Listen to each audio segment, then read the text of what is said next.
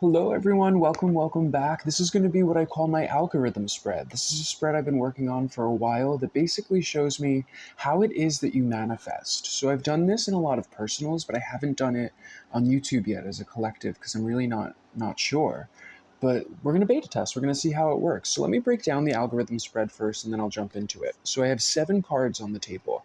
They basically correspond to the 7 chakras, the Roy G. Biv, 7 days of the week, but primarily the 7 visible luminaries. That was what inspired this spread. So the original 7 classical planets were the sun and the moon, believe it or not, and then Mercury, Mars, Venus, Jupiter, Saturn, basically everything that was visible. That was all that we could see with the naked eye. So that was the big 7 that every system of magic, religion, whatever you could say, is built upon, and then the other things that were discovered more recently were just kind of added into the soup. But for 6,000 years before that, we only worked with these 7, right? So that's the 7 that basically shows me the algorithm.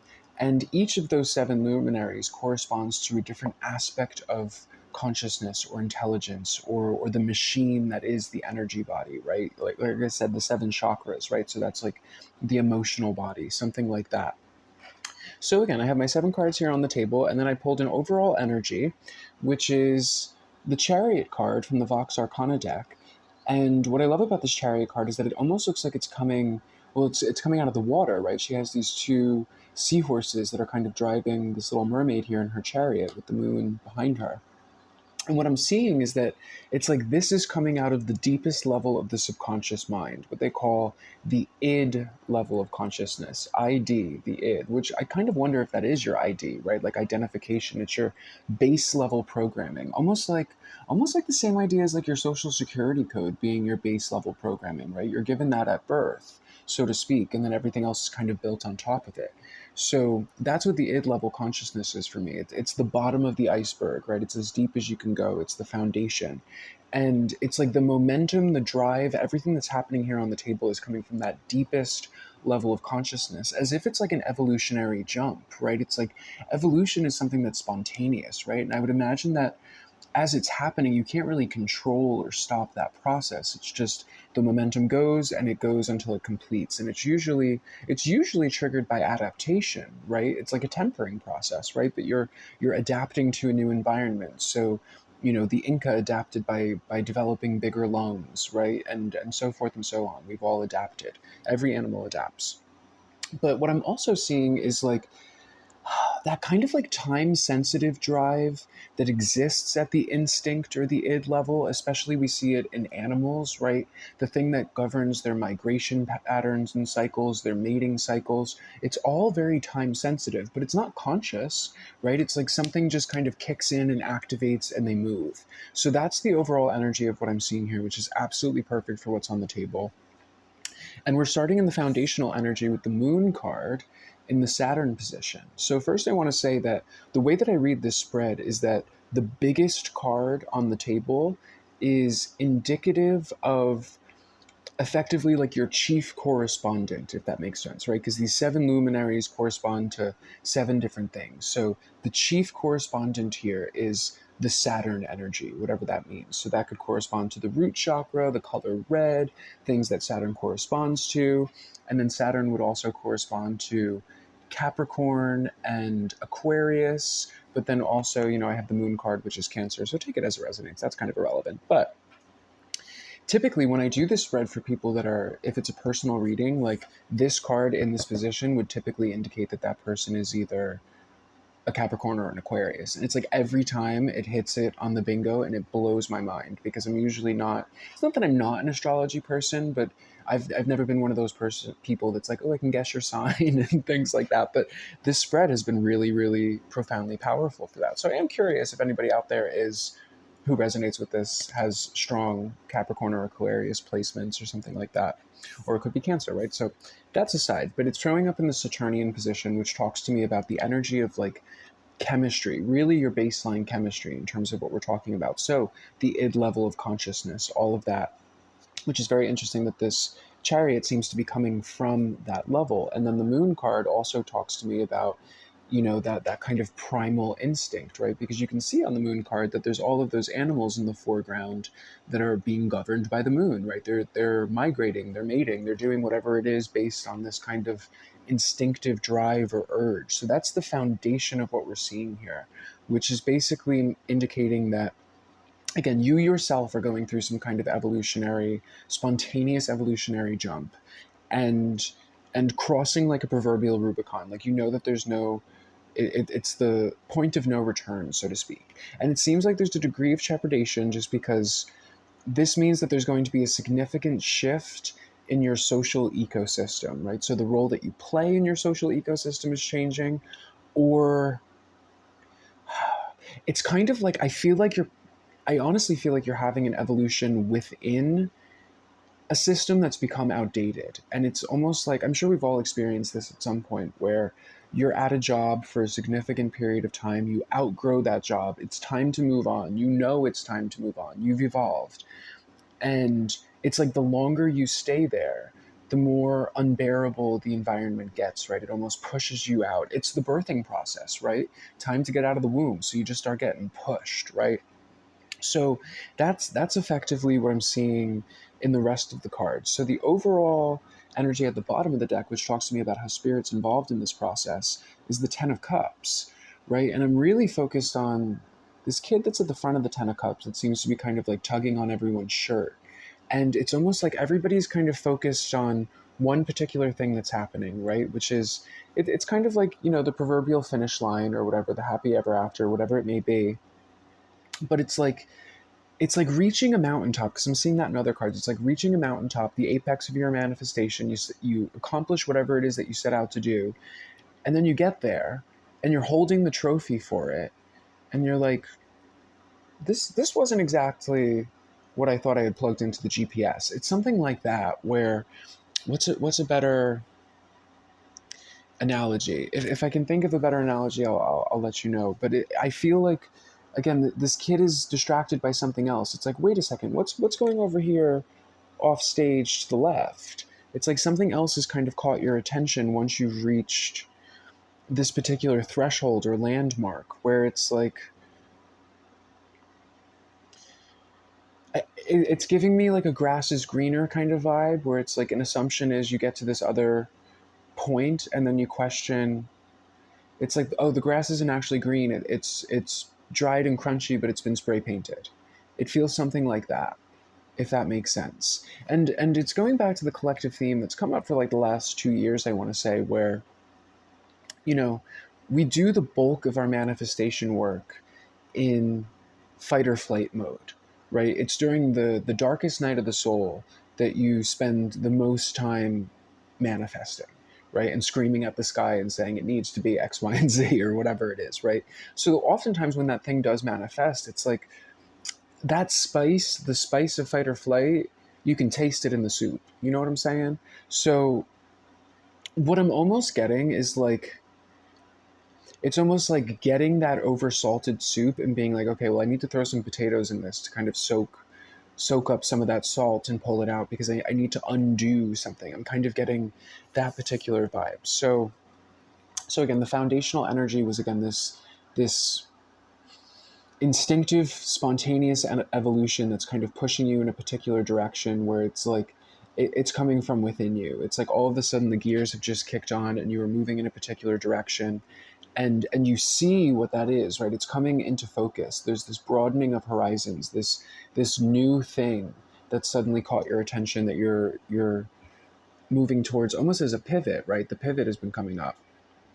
And but there's a recognition with the Two of Swords, or excuse me, the Two of Wands, that the sun is setting on the old thing, right? Like the clock is ticking, and you're trying to grasp this new thing, which is coming up as the moon, right? It's like trying to grasp this evolutionary process and figure out what to do with it and what direction to move with it. But I'm almost getting an image of like somebody that's trying to hold a scoop of ice cream, right? It's not exactly solid. It's melting. It's a very awkward, uncomfortable experience. It's not really, there's like a time sensitive aspect of it where it's like, oh, I need to put this somewhere. What do I do with this ice cream as it's like dripping down your arm? But again, it's like, it's it's uncomfortable, but it is also, it's like the next thing, right? Because the Two of Wands to me talks about somebody that's achieved their King of Pentacles, right? They've reached the apex of their manifestation, taken it as far as they can go, and now they're ready for the next thing, right? So they're ready to grasp that new Ace of Wands that's coming in, right? But it does imply that they have to either let go of or evolve the old thing, right? So it'll come up in a lot of readings for like young entrepreneurs that have always done everything as a sole proprietor, and now they have to incorporate people into it, or they've built a business up and now it's time to sell it and move on to the next thing or whatever it is.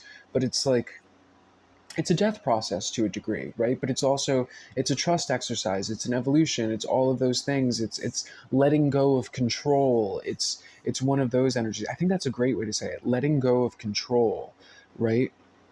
Because it's almost like it's impossible to control the evolutionary process, right? It's spontaneous, but it is activated by pressure, right? It's like a requirement to adapt, right? You have to adapt, so therefore you evolve, right?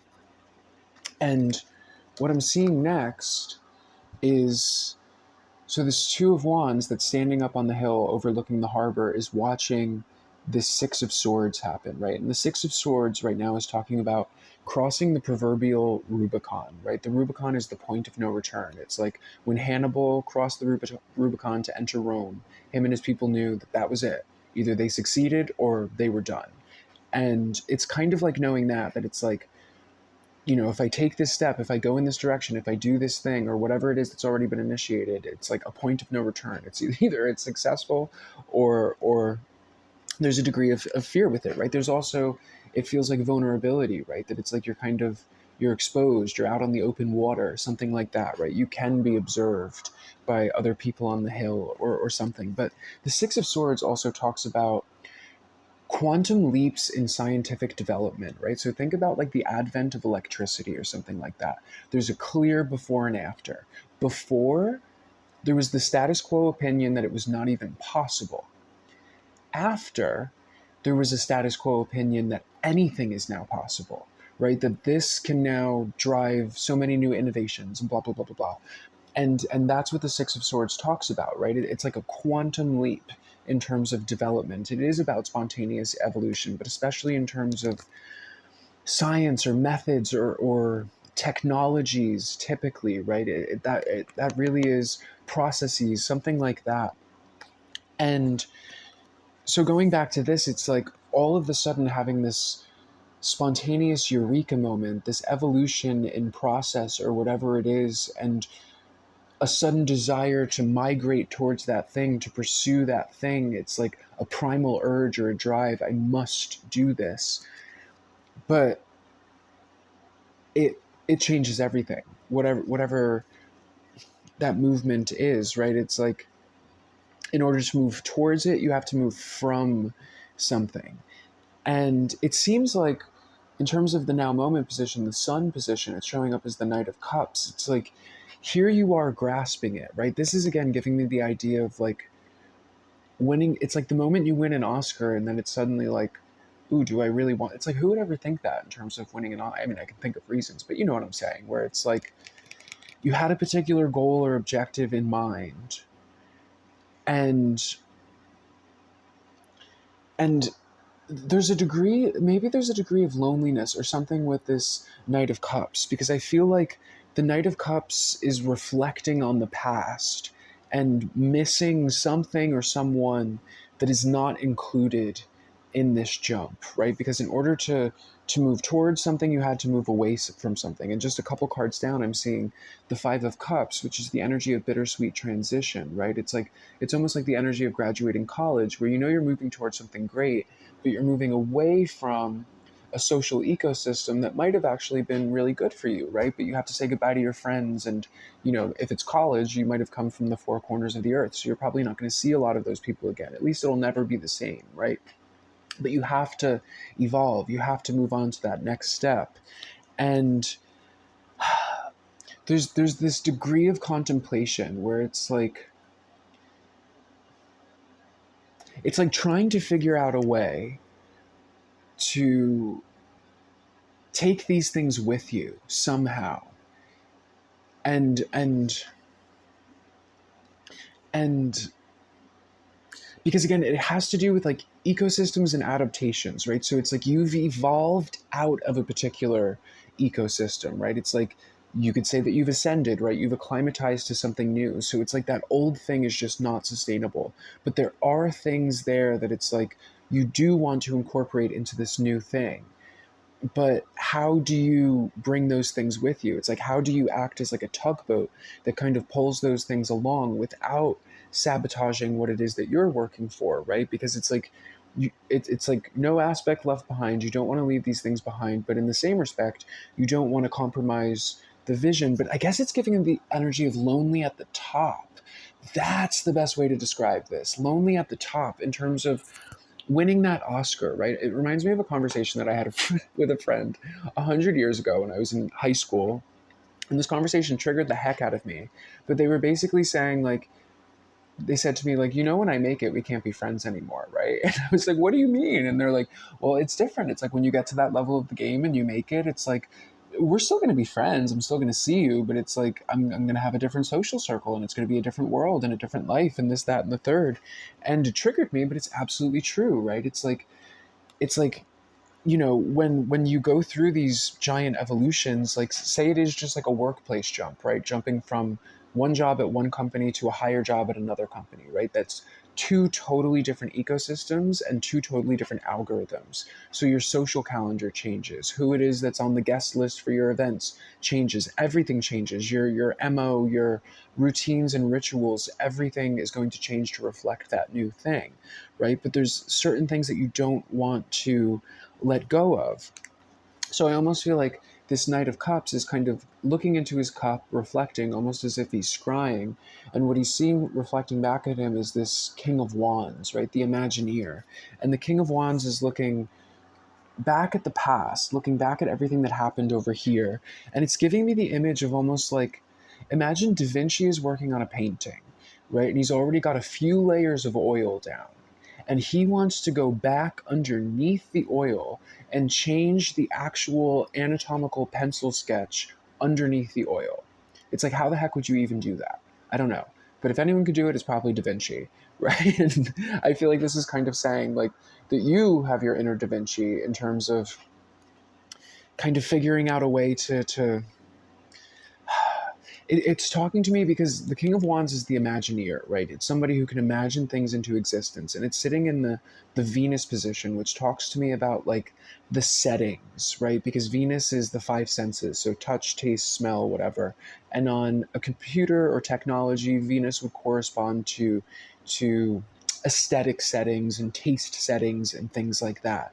So it's like this King of Wands is trying to recalibrate that by like again going beneath different layers of the paint and changing the anatomical sketch that's underneath it, that has something to do with this with this like crossing the sea of science, right? Where it's like it's almost like a Mandela effect. It's almost like trying to create a Mandela effect. I just watched that reading that was the Trinity of San, Mariana, and Cindy. I don't know why those names didn't come to me, but that reading talked about the Mandela effect and things like the context of the past changing. I'm going to butcher it, but definitely watch that for yourself. I feel like the same kind of theme was coming up in terms of the context of the past changing. But this is talking about like actively inducing it, right? Because I think that reading was almost talking about something that you're familiar with, the shape of that suddenly changes, and something that always was is suddenly different, right? So that's kind of the collective. But then there were multiple characters in that story, and some of those characters were actively inducing the change, right? So that's what I'm seeing with this King of Wands, that it's like using the imagination and the emotional body to like feel it out, because Venus also talks to me about like the color palette that we use to paint reality, right? So it's like we all have our color palette that we work with, so to speak. I think you can pick up what I'm putting down poetically there. And Right, because I guess I'm going back to the Six of Swords and the advent of electricity as the poetry that we're using for this quantum leap and evolutionary jump. When electricity was invented, certain things became obsolete, but those things could still be incorporated as nostalgia, right? So I guess eventually, electricity and the combustion engine and all of that leads to cars, which gets rid of horses, right? So I'm just going to jump to that. So it's like eventually the quantum leap that led to the automobile made the horse obsolete.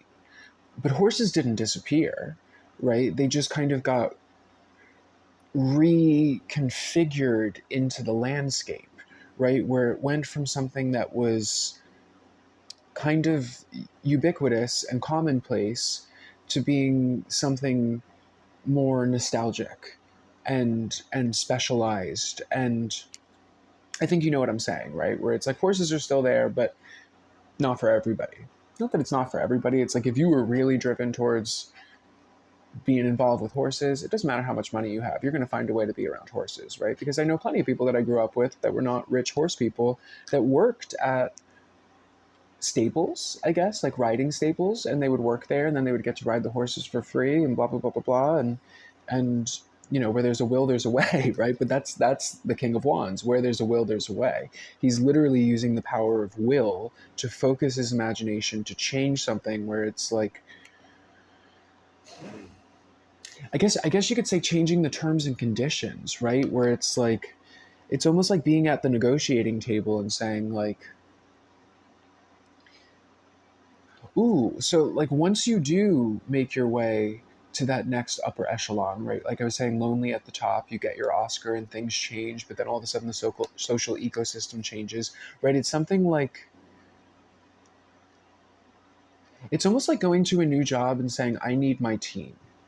Like, trust me when I say I can do this and I'm going to be the best you ever had times 10, but I need my team, right?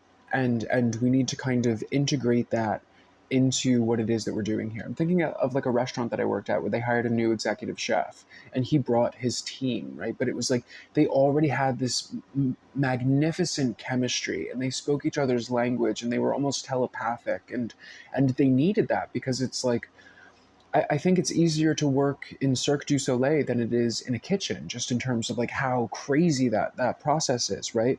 And with this Five of Cups coming up, it's coming up in the Mercury position, which talks about negotiation, right? And like, I'm thinking about, because it feels like this person is moving into a new ecosystem or something like that, that you're moving into a new ecosystem. And so not only is it an adjustment for you, but it's an adjustment for that ecosystem. So imagine a workplace that got rid of a manager that was in a key position, whether they were liked or not liked. It's like everything changes. The status quo changes because you're changing. And I can imagine that it's like, it can definitely feel threatening to outsiders if you're bringing a team with you because people are going to wonder, whether or not they're going to be incorporated or included within that. And it really feels like, again, it's like almost like this King of Wands is trying to go back and change or shift something so that it's like no harm done for the ones you're leaving behind and no harm done for the ones that you're moving towards. It's like this doesn't have to be an upset for either parties, really, right? But it's like there's certain things that you do want to integrate into this new timeline, that it's like encouraging you to kind of negotiate and really negotiating from the heart, right? Where it's like, the if you were trying to convince the employer why, it's like it's not just the resume, it's the passion, it's the spirit, it's the energy that these people bring to the workplace is priceless, it's unmatched, it's something like that. And and with this Five of Cups in the negotiation phase, it's like kind of recognizing that, you know the environment that you're going into might have a degree of sadness to it because perhaps people did like whoever it is that left, or perhaps they didn't like whoever it is that left, but they're concerned about, you and the change of the status quo, and maybe new people coming with you or whatever that's going to be. So it's almost like doing whatever it is that you can do to kind of like appeal to this change in the social ecosystem, where it's like maybe doing what no manager has ever done before, where it's like actually sitting down with those people and saying, so what did you like about the last guy, what did you not like, right? What did you want to hold on to, what would you love to see change, what are you afraid of in terms of me, right? What do you expect of me? Other things like that. It's like, don't we all wish that we had a manager that spent 5 minutes having that conversation, right? How different things could have been. And and and at least also going back to what was coming up in the San Cindy and Mariana reading, where it's like acknowledging what people are going through, right? Acknowledging how scary this evolution might be for everybody involved, right? Because it's a fear of obsolescence, right? Am I going to be deemed obsolete now that this new thing is happening, right? Or what does it mean for me? Am I still safe, right? Because I know how it is. It's like I've been at places where I didn't particularly like the management, but I knew that I was safe with them, right? I just kind of understood the game and blah, blah, blah. And then once those things changed, it's like even when better people were put in place, it's like it was a different 10-dimensional chess game that you have to play, right? So kind of like appealing to that. And what I'm seeing here at the final card in the reading, which is in the moon position in terms of what is evolving or what to expect next, right? It's like as far into the future as we can read. We have the Three of Wands, right? Where it's like something returning or coming back, which is, it's almost like the energy of the Six of Swords, right? It's like somebody is on the cliff kind of watching this Six of Swords get to the other side of the harbor, and then you get to the other side of the harbor as the Knight of Cups, holding the Oscar, holding the keys to the upper echelon, and saying to yourself, it's good but it's incomplete, and I've evolved to adjust to this and I understand that, but there's other things that can kind of be integrated into this, which is only going to further push the evolution of whatever it is that you're moving into, which again, Saturn and the moon card are definitely going to be a fan of, because Saturn desires evolution, right? It's like evolution is it's kind of like the modus operandi of this entire place, right? It's like the chemicals wanted to become cells and organisms. The cells and organisms wanted to become more complex cells and organisms, and then it became life, and then it became all these. You know what I'm saying? It's like it's trying to push things further, and then eventually we pop out, us super fancy skinless, hairless monkeys or whatever we are, skinless, boneless, and we take the evolution a step further, right? And now we start evolving chemistry, right? And it's like think of like all of the chemicals that have been experienced or discovered recently, right? Like medicine or whatever it may be. Those compounds technically always existed, right? It's like those atoms were always going to combine in that particular way if they were put through those particular processes. But we had to discover that, right? It was like we had to work our way up there, but it's like it always existed in the potential that is the Saturnian kind of energy, right? So the reason why I'm saying all of that is that it's like it kind of goes back to where there's a will, there's a way. It's like even if the formula hasn't been discovered yet, it's like the formula or the chemistry is there, and instinctively, intuitively, you understood the good and bad chemistry of the old place. So it's like who to take with you and who not to take with you, right? So that could also be the hardest aspect of this jump, is that there might be some people that are not getting the invitation to this new thing, and that might be a conversation that you have to have, right? Which is challenging, which is hard, right? But it's like if you knew somebody was great and you like them as a person, but they're just not ideal for that scenario, it is what it is, right? Where it's like I know that there's certain people that I've worked with where it's like I absolutely love them and they are so passionate about the work that they do, and they really do go above and beyond and they try so hard, but it's like every conversation is always who's on first, where it's almost like there's a translation issue, even though we're all speaking English, but it's like I say black, they hear white. And we've all worked with people like that, where it's like they're good people, we love them in a social environment, but in terms of other ecosystems and environments, I can't incorporate that individual into it without compromising everything for everybody else, right? And potentially slowing down the energy. So it's like, for the sake of evolution and adaptation, it's kind of like, I hate to say it, but it's like survival of the fittest, right? And it's like recognizing that and stepping in that position. But it's also, I guess we're gonna pull into the extended. So in the extended, what I do with these 7 cards is I rearrange them to fit the 7 days of the week. So right now it's like the order is Saturn, Jupiter, Mars, the Sun, Venus, Mercury, and the Moon, and it's going to shift to be Sun, Moon, Mars, Mercury, Jupiter, Venus, Saturn, because that would be Monday, Tuesday, Wednesday, Thursday, Friday. And then I'm going to pull 3 cards that show me what's happening in the subconscious or the underworld, and then 3 cards that also show me what's going on in the up above, outside of the construct, the spirit team, whatever you want to call it. And that's going to show us what we need to do to perfect this process to actually pull in what it is that you're trying to manifest here. And maybe that's it in terms of keeping the status quo and everything in the ecosystem peaceful, right? So I'm going to jump into that now. Thank you so much for joining this. And in terms of the extended, I will explain that it's going to be, what you're going to do is download a link. So it's going to be a link that's in a text file, and then you just copy and paste it into your browser, and it brings you to an unlisted YouTube video. I feel like there's a better way to language that. So you download the text file, and then you copy and paste the link, and you put it into the browser. I think that makes sense, right? All right, so I'll see you guys there, and if I don't, I'll see you at the next public one. Bye, y'all.